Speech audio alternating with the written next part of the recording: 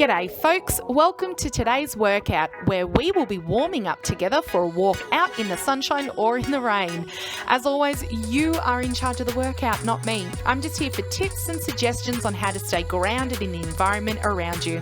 Alright folks, let's get started.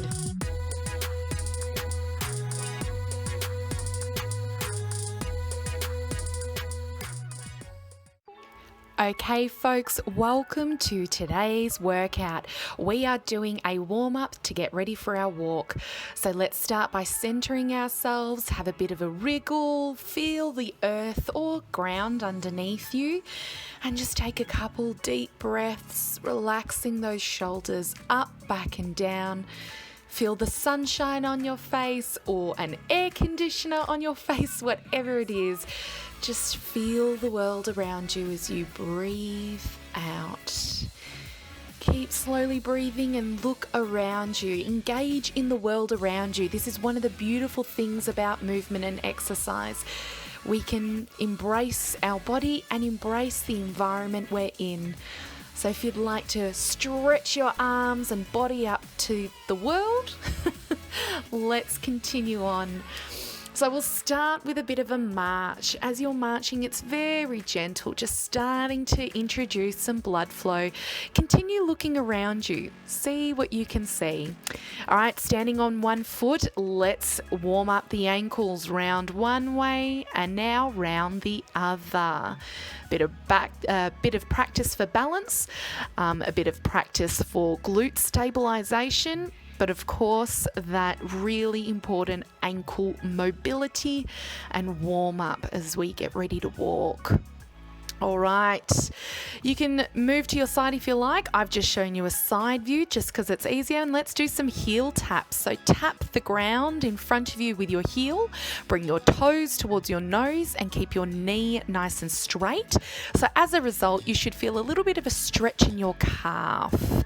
Now let's start with some side taps. Tap to the side, and you will feel a bit of movement or possibly burn on the sides of your thighs and a little bit of tension, and we are going to double it up. Side together, side tap, and back the other way.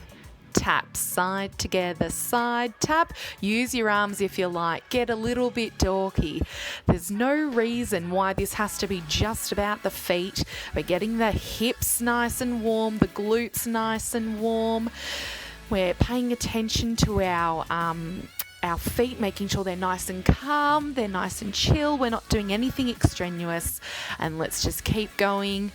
Use the whole body if you like.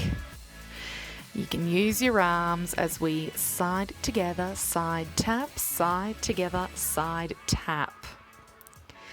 Remember to keep breathing, keep engaging in your environment, and come back to that marching. And what I want to show you right now, really focus on toe to heel. Let your toe be the first thing that contacts the ground, and then your heel comes down. It's kind of like a reverse peeling sensation. All right. So gentle marching, and really bring the leg up. By doing that, we're starting to warm up the hips a bit more and the knees. All right, let's do some hamstring work. So kick your butt, or aim to kick your butt. You may be able to kick your butt, you may not be able to. That's fine. So just bending the knees so that the heel comes behind you towards your butt. All right, let's give the hips and core a little bit of love. All right, continuing on, let's do a little bit of Romanian deadlifting. We're not going to use anything, just bend from the hips, coming down, trying to touch the toes and coming back up. Make sure your knees are soft. You're more than welcome to bend the knees further as you come down. And here's a side view so you can see just how straight my back is, and it's all about bending from the hips. See how my butt goes backwards? Butt goes backwards. Straight body from head through to hips. So the core is engaged. And look at how my knees are always soft, and I'm going to try and touch the ground here. If you can touch the ground, amazing. If you can't, or you just don't feel like it, that's fine. Go as low as you see fit. Bring your body weight backwards as far as possible, and when you come up, always dig your heels into the ground.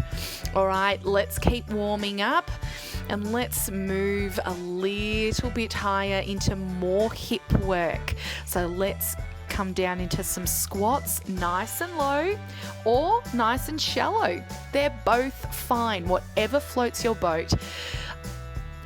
Today I'm opting for some deeper squats, so you can see I'm really bending those knees, really bending those hips. And I want you to notice as I squat, my chest isn't coming down to meet the floor. And I think that's really important. I think a few people, as you start learning squats, you feel like it's a bit more hip hinge action, similar to our deadlifts. The hips are hinging, but not quite in the same way, okay? Our butt is going down, not so much going backwards behind us.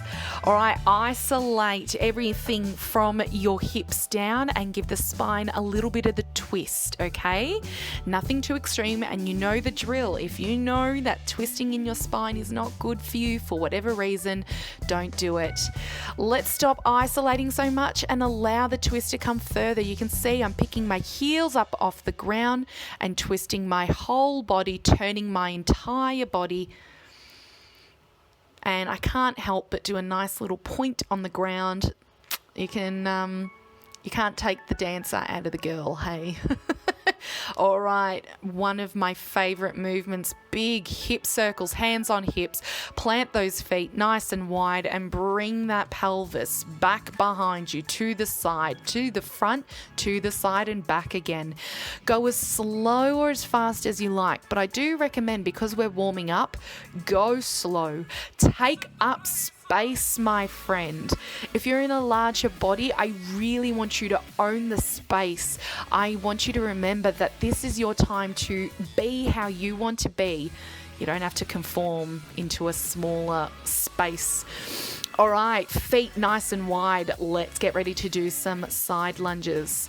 So you'll notice here I'm showing that we bend one knee, and we are not trying to lean over the knee, and we're not trying to lean backwards.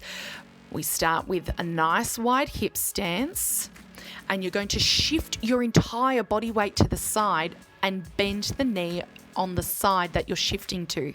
The other knee comes out straight. Okay, so shift your whole body weight. Keep your body nice and tall. You'll see that my chest, my tummy, we're not leaning forward, we're not bending. It's just the whole body moving. All right, if you like, come a bit wider for 4 and 3 and 2 and 1. How did you find that? All right, keep the same width, but I want you to turn your toes a little bit more towards me. Hike the pants as you need, and let's go again. And because you've pointed your toes a little bit straighter, you're going to feel a bit of a different feeling in the inner thigh, like I've shown you. And let's just keep side lunging. And now let's finish up with the feet pointing outward. Maybe a bit more tricky with balance. That's okay. You don't have to do deep ones. But what we're doing here by changing our rotation in our feet is that we're changing the rotation in our hips. And let's finish with a forward fold. If you've got a big tummy like me, keep the feet nice and wide. Come down and just hang. Bend the knees as you need and slowly roll up.